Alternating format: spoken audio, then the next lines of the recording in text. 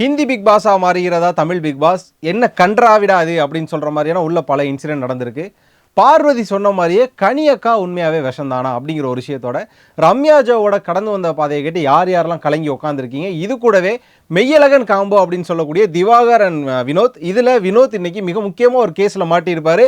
Just மிஸ்ஸில் தப்பிச்சிருக்காரு. இது பற்றின நிறைய விஷயங்கள் தான் டீட்டெயிலாக அந்த வீடியோவில் பார்க்க போகிறோம்.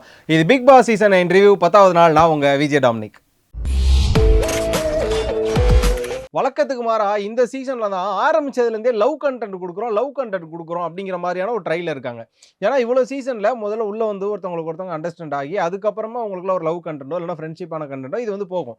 ஆனால் இந்த தடவை அவங்க உள்ளே வந்ததே முழுக்க கண்டென்ட்டை நம்ம கொடுக்கணும், அப்போ தான் நம்ம இருப்போன்றதெல்லாம் முடிவாயிட்டாங்க. லைக் வந்து பார்வதி, திவாகர் எல்லாமே முடிஞ்சளவு அக்ரெசிவான கண்டென்ட் கொடுக்குறாங்க. பட் அக்ரெசிவாக நம்ம வெளியில் போர்ட்ரேட் ஆகக்கூடாதுன்னு நினைக்கிறவங்க லவ் கண்டென்ட்டில் இறங்குறாங்க. அதுக்கு உதாரணமாக தான் ஒரு பக்கம் அரோரா, இன்னொரு பக்கம் பார்த்தீங்க அப்படின்னா நம்ம எல்லாருக்குமே தெரிஞ்ச ஆதிரை அப்படின்ற ஒரு விஷயம். ஸோ அரோராவுக்கும் துஷாருக்கும் ஒரு லவ் கண்டென்ட் உள்ள ஓடிட்டு இருக்கு.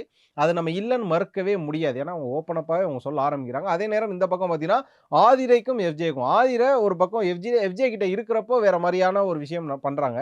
ஆனால் வெளியில வந்து மற்றவங்க கிட்ட என்ன சொல்றாங்கன்னா, அவன் என்னோட ஃப்ரெண்டு, வெளியில இருக்கிறதுலேருந்து கம்ஃபர்ட், அதனால தான் உள்ள வந்து அப்படி பேசுறேன்றாங்க. பட் இன்னைக்கு நம்ம எதை பேச போறோம் அப்படின்னா, இது என்னடா கன்றாவி, இது என்னடா கருமம் அப்படின்னு பேசலாம். அது எப்படி ஒருத்தனோட பர்சனல் நீ கன்றாவி கருமன்னு சொல்ற அப்படின்னு சொல்லி நீங்க கேட்கலாம்.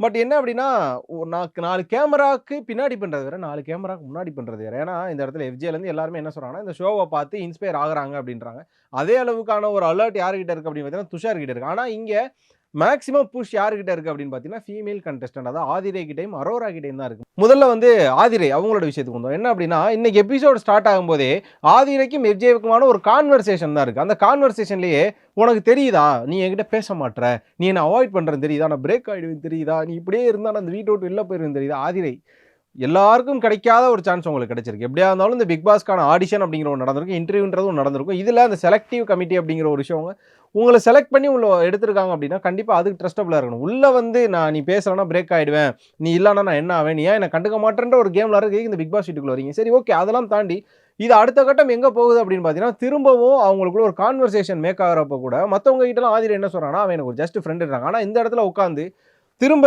எஃப்ஜேவையும் விளாட விட மாட்டேன். எஃப்ஜே ஸ்டார்ட்ல இருந்தே இப்போ வரைக்கும் ஒரு அக்ரெசிவான பிளேயராக இருக்காப்ல, லைக் பாலாவாக இருக்கட்டும், இவங்கள மாதிரியான ஒரு பிளேயராக தான் நான் இப்பயும் பார்க்குறேன். ஏன்னா பார்வதியும் பிளாஸ்ட் பண்ணுறது, ஆப்போசிட்டில் வினோதா எல்லாரையும் பிளாஸ்ட் பண்ண ரெடியாக தான் இருக்காப்ல எஃப்ஜே. ஏன்னா நம்ம நெகட்டிவாக தெரியணும் அப்படிங்கிறவரை நம்ம அக்ரெசிவ் பிளேயராக தெரியணும் அப்படிங்கிறல ஒரு முடிவில் இருக்காப்ல. அப்படின்ற பட்சத்தில் அவரோட கேமை ஸ்லோ டவுன் பண்ணுற மாதிரியான ஒரு விஷயம் தான் ஆதிரை பண்ணுறதை பார்க்குறோம்.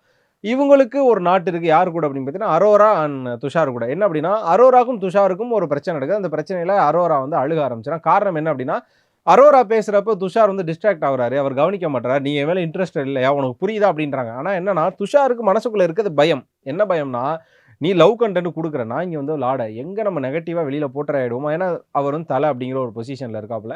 ஆல்ரெடி பார்வதி எடுத்தார் கைப்பிள்ளை அப்படிங்கிற ஒரு வார்த்தையை சொல்லியிருக்காங்க. நீ ஒரு குறிப்பிட்ட ஆட்களுக்கு தான் ஃபேவரிசம் பண்ணுறேன், இந்த வீட்டில் ஒரு பேச்சு இருக்குது. அதே நேரம் இப்போ நான் கூட லவ் கண்டென்ட்டில் விழுந்துட்டேன் அப்படின்னா நான் யார் என்னன்னே மக்களுக்கு தெரியாது. வந்தோடனே லவ் கண்டென்ட்டில் விழுக நான் தயாராக இல்லை, நான் விளாடணும் அப்படிங்கிறதுல துஷார் ஒரு பக்கம் ஸ்ட்ராங்காக இருக்காரு. ஆனால் அரோரா பார்த்தீங்கன்னா அங்கே அழுகுறாங்க. அழுதுக்கப்புறமா ஹவுஸ்மேட்ஸ்லாம் வந்து சில் பண்ணி சரி விடு பார்த்துக்கலாம் அப்படின்ட்டு போகிறாங்க. இப்போ தான் எஃப்ஜேவுக்கும் இங்கே துஷாருக்கும் அரோராவுக்கும் இந்த ஆதிரைக்குமான ஒரு மீட்டிங் பாயிண்ட் நடக்குது. என்ன அப்படின்னா, நள்ளிரவு 1 மணி அப்படின்னு சொல்லிட்டு ஒரு கவுண்டர் ஓப்பன் பண்ணுறாங்க. என்ன அந்த டைமில் பார்த்தீங்க அப்படின்னா, ரெஸ்ட் ரூமில் அரோராவும் இன்னொரு பக்கம் பார்த்தீங்கன்னா துஷாராவும் இருக்காங்க. துஷார் வந்து சாரி கேட்குறாரு. சாரி, நான் வந்து அப்போ டிஸ்ட்ராக்ட் ஆகிட்டேன், எனக்கு ஒரு மாதிரி நர்வஸாக இருக்குது, எனக்கு இது ஒரு மாதிரி பழக்கம் இல்லை, அதனால் பயமாக இருக்குது அப்படின்னு சொல்லி அவர் சாரி கேட்டு நீ போய் தூங்கு, நைட் 1 மணி ஆயிடுச்சு, நீ போய் தூங்கு, காலைல பேசிக்கலான்றாங்க. பட் அந்த இடத்துல பார்த்தீங்கன்னா அரோரா ஒரு ஹக் கேட்குறாங்க. சரி, ஹக் கேட்குறது தப்பு அப்படிங்கிட்ட அது ஒரு ஃப்ரெண்ட்லி ஹக் அப்படின்ற மாதிரி போயிடலாம். பட் அதை துஷார் வந்து ரிஜெக்ட் பண்ணுறாரு. காரணம் என்ன அப்படின்னா, அது ஒரு ஃப்ரெண்ட்லி ஹக்காக இருந்தால் அவர் ரிஜெக்ட் பண்ணியிருக்க மாட்டார். ஸோ அது என்ன மாதிரியான ஒரு விஷயம்ன்றதை நம்ம ஒரு குறிப்பிட்ட வட்டத்துக்குள்ள அடைக்க வேணாம் அப்படின்னு நினச்சா, இந்த 24/7 ஒன்று பார்த்தேன். அந்த 24/7 இந்த கன்சோல், அதாவது அந்த பிரச்சனையை பேசி முடிச்சிருவோம் அப்படின்னு சொல்கிறதுக்கு இவர் வந்து ஓப்பனாக பேசுகிறாரு. ஆனால் அரோரா அவங்கள ஒரு ரூம்குள்ளே கூப்பிட்றாங்க. இது நான் பேசுகிறதுக்கு ஒரு மாதிரி தான் இருக்குது, பட் நடந்தால் தான் நான் சொல்கிறேன். நீங்கள் 24/7 லைவ்ல போய் பாருங்கள், இல்லையா யூடியூப்பில் இன்ஸ்டாலே அந்த கட்டை போட்டிருப்பாங்க. அவர் வேணா நான் போகிறேன்றப்ப இல்லை நீ வா அங்கே பேசணும்னு சொல்லி அவங்க ரெஸ்ட் ரூம்குள்ளே கூப்பிட்டுட்டே இருக்காங்க. அந்த ரூம்குள்ளே ஸ்ட்ரெயிட்டான ரூம்குள்ளே கூப்பிட்றாங்களா, அதுவும் கிடையாது. இந்த பக்கம் இருக்க ரூமுக்கு அந்த பக்கம் ரூமுக்கு வான்னு சொன்னால் துஷாருக்கு பயம் வந்துருச்சு. நம்ம நெகட்டிவாக போற்றே ஆகிடக்கூடாது, அதுவும் ஒரு பொண்ணோட விஷயத்தில் நெகட்டிவாக போற்றே ஆகக்கூடாதுன்றாலும் ரொம்ப தெளிவாக இருக்கார். அவர் வரலன்றாரு. ஒரு கட்டத்தில் இது என்னடா அது மேக்ஸாக இருக்கே அப்படிங்கிற மாதிரியான ஒரு விஷயம் இருக்குது. சரி, இவங்க தான் 1 மணிக்கு பண்ணுறாங்க பார்த்தா, அந்த 1 மணி ஷாட்டில் இன்னொரு பக்கம் பார்த்தீங்கன்னா ஆதிரையும் எஃப்ஜே உட்காந்து பேசிகிட்டு இருக்காங்க. அந்த 1 மணிக்கு அவங்க பேசிகிட்டு இருக்கப்போ கூட அவங்களுக்குள்ள ஒரு கான்வர்சேஷன் போகுது. நான் என்ன சொல்கிறேன்னா, நீ என்னடா இவ்வளோ பிற்போக்குத்தனமா பேசுற நீங்க கேட்கலாம். ஓகே லவ் அப்படிங்கிற ஒரு விஷயம் இருக்கு அப்படின்னா, அது இந்த வீட்டுக்கு வெளியில வச்சுக்கணும். அந்த வீட்டுக்குள்ள உள்ள வச்சிருக்கோன்றப்போ ஒண்ணு கேம் பாதிக்கும். அந்த கேம்னால மத்தவங்க கேமும் பாதிக்கும். இப்ப ஆதிரைக்கு சப்போர்ட் பண்ணி எஃப்ஜே வந்தா ஆதிரைக்கு பின்னாடி இருக்கக்கூடியவங்கள பாதிக்கும். இங்க அரோராக்கு சப்போர்ட்டா இவர் வந்தாருன்னா, அரோரா எதுக்குற எல்லாருக்குமே பாதிக்கின்ற பட்சத்துல, இவங்களோட கேம இவங்க புல் ஆஃப் பண்றாங்களோ அப்படிங்கிற ஒரு விஷயம் இருக்கும். சரி இதுதான் அப்படின்னா ஒரு பக்கம் ஆதிரை எஃப்ஜே விட்டுருவோம். அரோராவ நம்ம என்ன சொல்றோன்னே தெரியல. அடுத்த நாள் மார்னிங் பேசுறப்போ, ஒரு பக்கம் வந்து அப்பர் பொசிஷன்ல யார் உட்கார்ந்திருப்பா அப்படின்னு பார்த்தீங்கன்னா, துஷார் உட்கார்ந்திருப்பாரு. பார்வதி இருப்பாங்க. பக்கத்திலேயே அரோரா இருப்பாங்க. அதுக்கப்புறம் பார்த்தீங்கன்னா, இன்னொருத்தர் நம்ம கமருதீன் இருப்பாங்க. பேசிட்டே இருக்கும்போது, அவங்க 2 பேரும் எந்திரிச்சு போன ஒரு ஃப்ரேம் இருக்கு. இவங்க 2 பேரும் சோலோவா இருப்பாங்க. சோலோவா இருக்கிறப்ப டக்குனு இவங்க ஒரு ஒரு ரொம்ப வியர்டான ஒரு வார்த்தைய கேட்டுருவாங்க. "வியூ நல்லா இருக்கா?" அப்படின்னு. இது வந்து சொல்றதுக்கு எனக்கு ஒரு மாரி ஆக்வர்டா தான் இருக்கு. பட் அவங்க வியூ நல்லா இருக்கான்னு கேட்டோனே, துஷார் "ஏய் என்ன சொல்ற?" அப்படின்னா, "இல்ல நான் ஸ்விம்மிங் பூல கேட்டேன்." அதுக்கப்புறம் அந்த ஸ்விம்மிங் பூல் அப்படிங்கிற ஒரு ஆப்ஜெக்ட்ட வச்சு, முழுக்க முழுக்க டபுள் மீனிங் கான்வர்சேஷன் போய்க்கிட்டே இருக்கும். அது சொல்ல எனக்கு ஒரு மாரி இருக்குன்னு வச்சுக்கோங்களேன். உங்களுக்கு டைம் இருந்தா கண்டிப்பா போய் அத பாருங்க. என்ன பேசியிருக்காங்க அப்படின்னு. இத பேசினதுக்கு அப்புறமா பிக் பாஸ்க்கான மரியாதையே போச்சுடா. ஏன்னா ஹிந்தி பிக் பாஸ்ல தான் இதெல்லாம் நடக்கும் இல்லையா? அந்த ஒரே பெட்ல இருக்கது, இது மாரி டாக் இது மாரி பல விஷயங்கள் அங்க தான் நடக்கும்.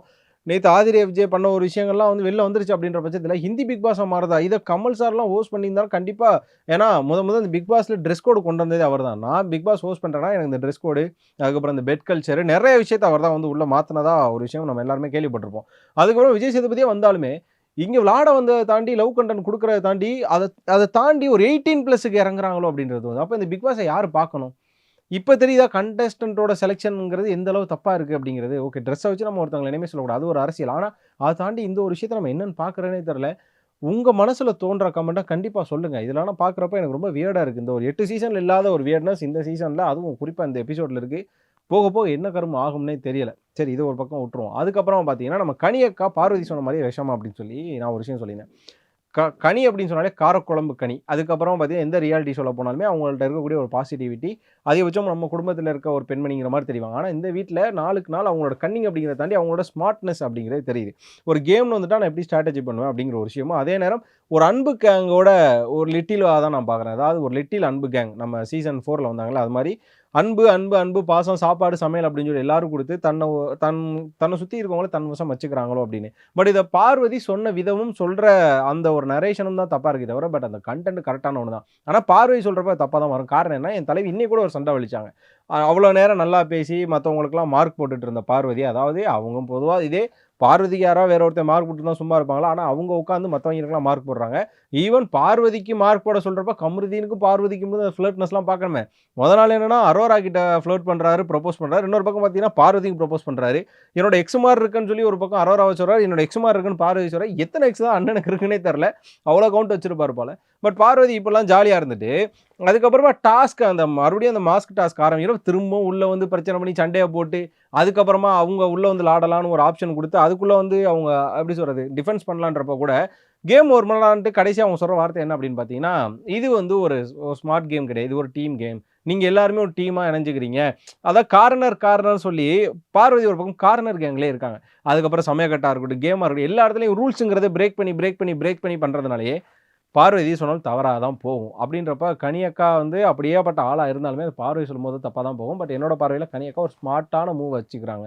அவங்கள போய் நாமினேட் பண்ண கூட மனசு வராத அளவுக்கான ஒரு மூவ்மெண்ட்டா தான் பார்வதி அக்கா அது இருக்கு. அதுக்கப்புறமா ரம்யா ஜோவோட கதைய கேட்டு யார் யாரெல்லாம் கலங்குனீங்க அப்படின்னா, ரம்யா ஜோ சொல்லப்போனா டே ஆரம்பிச்சதுல இப்போ வரையும் அவங்க மத்த விஷயங்கள் பேசுறப்ப கூட நமக்கு ஓகேவா இருக்கும். திடீர்னு ஒரு ஆர்குமென்ட் அப்ப அவங்க கத்துற விதமும், அந்த ஸ்லாங்கும் மத்தவங்கள ஆப்போசிட்ல இருக்கவங்க டீகிரேட் பண்ற மாரி. ஏன்னா இன்னைக்கு அரோரா அவங்க ஒரு வார்த்தை சொன்னாங்க. "ஒண்ணும் தெரியாத பாப்பா போட்டாலாம் தாப்பா" அப்படி. இதெல்லாம் வந்து என்ன மாரியான வார்த்தை அப்படின்னு தெரியல. உங்களுக்கு தெரியுன்றதுனால எல்லா வார்த்தையும் பேசிற முடியாதுல்ல. இப்ப இன்னொரு பக்கம் வினோத்துக்கு பார்த்தா அவருக்கு தான் எல்லா வார்த்தையும் தெரியும். அவர் இறங்கி பேசினாரா? கிடையாதுல்ல. அப்படின்ற பட்சத்துல இவங்க பேசுறதெல்லாம் வந்து ரொம்ப டீகிரேடா இருக்கு அப்படின்னு நினைச்சிட்டு இருக்கப்ப, அத உடைக்கிற விதமா இன்னைக்கு இவங்களோட கடந்து வந்த பாதையில ஒரு கதை ஒண்ணு சொன்னாங்க. ஆல்ரெடி அவங்களோட ப்ரீவியஸ் இன்டர்வியூஸ் வெளியில பார்த்திருந்தா நம்ம எல்லாருக்குமே தெரிஞ்சிருக்கும். திரும்ப அவங்க சொல்றப்ப நமக்கு ஒரு பக்கம் ஃபீல் ஆகுது. கெமியெல்லாம் கண்ணீர் விட்டு கதறாங்க. அந்த சிங்கப்பண்ணை மூமெண்ட் முடிவு எடுக்கிறப்போ வீடுமே வந்து கிளாப் பண்ணி அவங்கள ஒரு மோட்டிவேட்டா மாத்துறாங்க. இனிமேல் ரம்யா ஜோ மேல இருக்கக்கூடிய பார்வை கண்டிப்பா மாறும்னு நான் நினைக்கிறேன். அதே நேரம் யார் கதை சொல்ல வர்றீங்கன்றப்போ வழக்கம் போல நம்ம முந்திரி கொட்டை வாட்டர்மெலன் வந்து கைய தூக்குறாரு. உன் கதை ஊருக்கே தெரியும்யா? ஏன் இங்க கிடைக்கிற எல்லா இடத்துலயும் நான் அலையிறப்ப யார் இந்த வீட்ட விட்டு முதல்ல வெளில போறான்னு கேட்டா ஐயா கைய தூக்குவாரா? என்ன கருமத்த சொல்றேன்னு தெரியல. பேருக்கு தான் வயசானுச்சு. எந்த ஒரு மெச்சூர்டுமே இல்லாம இருக்கிறாப்புல. அண்ட் ஃபைனலா இன்னொரு விஷயம் சொல்லியிருந்தேன். என்னன்னா, இந்த மெய்யழகன் காம்போ. நேத்துலேருந்து ரொம்ப ட்ரெண்டிங்கா இருக்குது யார் யாருன்னு பார்த்தீங்கன்னா, நம்ம மெய்யழகன் காம்போன்னு சொல்லிட்டு திவாகரையும், இன்னொரு பக்கம் வினோதையும் சொல்றாங்க. சொல்றப்பயே எனக்கு பயங்கர சிரிப்பு வருது. கும்பலக்கா கும்பல கும்பாலே அப்படி பாட்டுல இருந்து அவங்களுக்குள்ள இருக்கக்கூடிய அந்த ஒரு ஜோவியல்ஸ் எல்லாமே வெளியில ரசிக்கும்படியா இருந்தது. ஆனா இன்னைக்கு வினோத் ஒரு கேஸ்ல மாட்டியிருப்பாரு. என்ன அப்படின்னா, அந்த டாஸ்க் அதான் அந்த மாஸ்க் அப்படிங்கிற டாஸ்க்ல யார் யாரெல்லாம் கேம் விட்டு வெளில போனாங்களோ, அவங்க உள்ள வந்து ஒரு காம்படிட்டரா டிஃபென்ஸ் பண்ணலாம் அப்படின்றப்போ, டக்குனு அவர் என்ன பண்ணிப்புடுவாரு, கெமிய வந்து டைட் பண்றாரு. பின்னாடி இருந்து ஹக் பண்ணி டைட் பண்றாரு. அவரு டைட் தான் பண்ணாரு. நான் தப்பா சொல்லல. கெமியும் அத புரிஞ்சுக்கிட்டாங்க. ஆனா, அத வெளியில கொஞ்ச நேரத்துல எப்படி போர்ட்ரை பண்ணிட்டாங்கன்னா, அவர் வந்து என்னைய இப்படி புடிச்சு கட்டி புடிச்சுட்டாரு. அதுவும் கொஞ்சம் அப்பர் பொசிஷன்ல வச்சு கட்டி புடிச்சுட்டாரு அப்படின்னு சொன்னோனே, தலைவனும் கொஞ்ச நேரத்துல முத்திர குத்திட்டாய்ங்க எல்லாம் சேர்ந்து. சபரிலேருந்து எல்லாம் சேர்ந்து தலைவன செய்ய ஆரம்பிச்சோனே, அவன் ஒரு மாரி கேர் ஆயிட்டாரு. "ஏய் இரியா, இரியா, இரியான்னு சொல்லிட்டு கெமிகிட்ட சாரி கேட்டு கேமரால போய் சாரி கேட்டு, அப்புறம் கெமிட்ட வந்து நீங்க என் தங்கச்சி அப்படின்னா, அப்புறம் கெமியோட ஜென்யூன அங்க தான் பாராட்டணும். கெமி இந்த இடத்துல கொஞ்சம் ஸ்லிப் ஆயிருந்தா கூட இன்னைக்கு கெமிய ரோஸ்ட் பண்ணிக்கலாம். காரணம் என்னன்னா, ஸ்போர்ட் வுமன்ஷிப்புக்கு நம்ம ஒரு எக்ஸாம்பிளா கெமிய சொல்றோம். அத இன்னைக்கு அவங்க கடைபிடிப்பாங்கன்னு நெனச்சப்போ, எஸ் லிட்டரலா அவங்க கடைபிடிச்சாங்க. வினோத் போயிட்டு நீ என் தங்கச்சிம்மா அப்படின்னுவான். அண்ணே நான் தங்கச்சி அந்த மாரி நான் அந்த டோன்ல சொல்லல. நீங்க சடனா அப்படி புடிச்சோனே எனக்கு என்ன பண்றதுன்னு தெரியல அப்படின்றப்ப தான், அதுக்கப்புறம் அவர் சாரி கேட்கிறாரு. இப்படி கீழ அண்ணே விடுங்க விடுங்க. இதெல்லாம் சாதாரணம் அப்படின்றப்போ, ஓகே ஸ்போர்ட்ஸ்ல இது ஒரு சாதாரணம்னு எடுத்துக்கிறாங்க பார்த்தீங்களா? ஸோ கெமியோட இந்த ஸ்போர்ட் வுமன்ஷிப்ப நம்ம கண்டிப்பா பாராட்டியே ஆகணும். ஆனா ஜஸ்ட் மிஸ்ல தலைவன் இன்னைக்கு ஒரு கேஸ்ல புக் ஆயிருப்பாப்புல. ஆனா ஏதோ தப்பிச்சுட்டாரு. இப்படியா கேம் நல்லா விளையாடுறாங்க. உயிர குடுத்து விளையாடுறாங்க. அதே நேரம் அந்த பாண்டிங் இருக்கு. இவ்வளோ விஷயங்கள் இருக்கப்ப, அரோரா அண்ட் ஆதிரை இவங்க பண்ற விஷயத்தினால இந்த வீடு வந்து கண்டிப்பா அதாவது ஒரு நல்ல கேமர்ஸ இவங்க எவிக்ட் பண்ணி வெளில அனுப்பிருவாங்களோ, இல்ல இவங்கனால இவங்களுக்கு ஒரு கெட்ட பேர் வருமோ, இது ஒரு அன்வான்டட் கன்டென்ட் அப்படிங்கிறத தாண்டி, முழுக்க முழுக்க அட்டர் 18+ கன்டென்ட்டா போகுது அப்படிங்கிறது யார் யாரெல்லாம் ஃபீல் பண்றீங்களோ கண்டிப்பா கமெண்ட்ல சொல்லுங்க. அதை தாண்டி இன்னைக்கு வீட்டுக்குள்ள நடந்த அந்த வெங்காய சண்டை, எஃப்ஜே எங்கெங்கெல்லாம் ஓவரா எமோஷன் ஆகுறாரு, எஃப்ஜே வந்து ஒருவேளை நம்ம இப்படியே இருந்தா வீட்டுக்குள்ள இருந்துருவோம்னு நினைக்கிறாரா? அதுக்கப்புறம் அரோரா, ஆதிரை இவங்க செய்ற தப்பெல்லாம் அதுக்கு இடம் குடுக்குற துஷார், அதுக்கப்புறமா இந்த பக்கம் இருக்கக்கூடிய நம்ம எஃப்ஜே மேல இருக்கக்கூடிய தவறா அப்படிங்கிற பல கருத்துக்கள் உங்களுக்கு இருக்கும். அதே நேரம் ரம்யா ஜோவோட அழுகையா இருக்கட்டும், பார்வதி சொல்ற ஒரு விஷயமா இருக்கட்டும், பார்வதி ரூல்ஸ் பிரேக் பண்றதா இருக்கட்டும், கனி அக்கா உள்ள டீம தன்னோட வசம் வச்சிருக்கதா இருக்கட்டும், மெய்யழகன் காம்போவா இருக்கட்டும், நீங்க எத எதெல்லாம் ரசிச்சீங்க, எத எதெல்லாம் நோட் பண்ணீங்க அப்படின்றத கண்டிப்பா கமெண்ட் பாக்ஸ்ல சொல்லுங்க. இந்த வீடியோ பிடிச்சிருந்தா லைக் பண்ணுங்க, ஷேர் பண்ணுங்க. மறக்காம மாலை முரசு வைப சப்ஸ்கிரைப் பண்ணிட்டு பக்கத்துல இருக்க பெல் ஐகானை கிளிக் பண்ணிக்கோங்க.